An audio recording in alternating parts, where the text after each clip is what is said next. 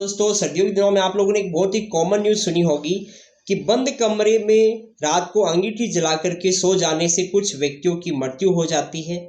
तो इसके पीछे का जो कारण है वो क्या है, इसके पीछे की साइंस और बायोलॉजी क्या है, उसी को अपन इस वीडियो में देखने वाले हैं। सबसे पहली और इम्पोर्टेंट चीज़ कि अगर बंद कमरे में अंगीठी या सिगड़ी जलाई जाती है तो उसमें जो कोयला या लकड़ी होगी उसके जलने से जो धुआं निकलेगा, उस धुएं में एक गैस निकलती है।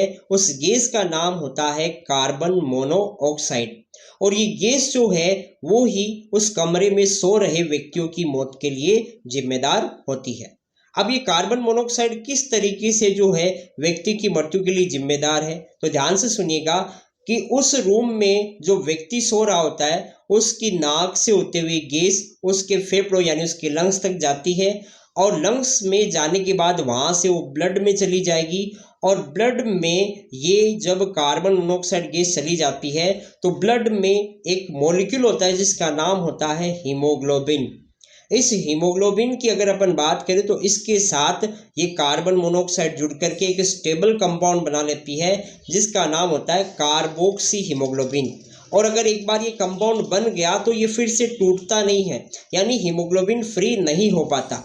और हीमोग्लोबिन अगर फ्री नहीं हो पाएगा तो ध्यान से सुनिएगा कि व्यक्ति की डेथ के पीछे का मेन कारण यहीं पर आ जाता है। क्या? क्योंकि हीमोग्लोबिन O2 CO2 का परिवहन, उसके ट्रांसपोर्टेशन में अपनी बॉडी में एक इम्पोर्टेंट रोल प्ले करता है।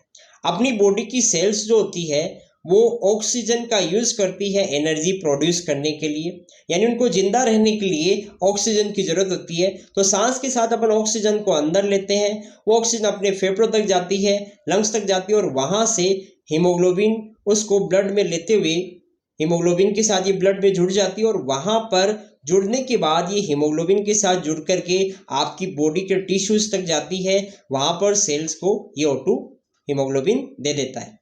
और इसी दौरान एनर्जी प्रोड्यूस करने के दौरान सेल्स CO2 जो है वो उत्पन्न करते हैं। CO2 अपनी बॉडी के लिए हार्मफुल होता है, तो उस CO2 को हीमोग्लोबिन अपने साथ जोड़ करके बाहर लंग्स तक लाता है और वो बाहर की तरफ निकल जाती है। तो इस तरीके से ये O2 CO2 के परिवहन में हीमोग्लोबिन एक इम्पॉर्टेंट रोल प्ले करता है।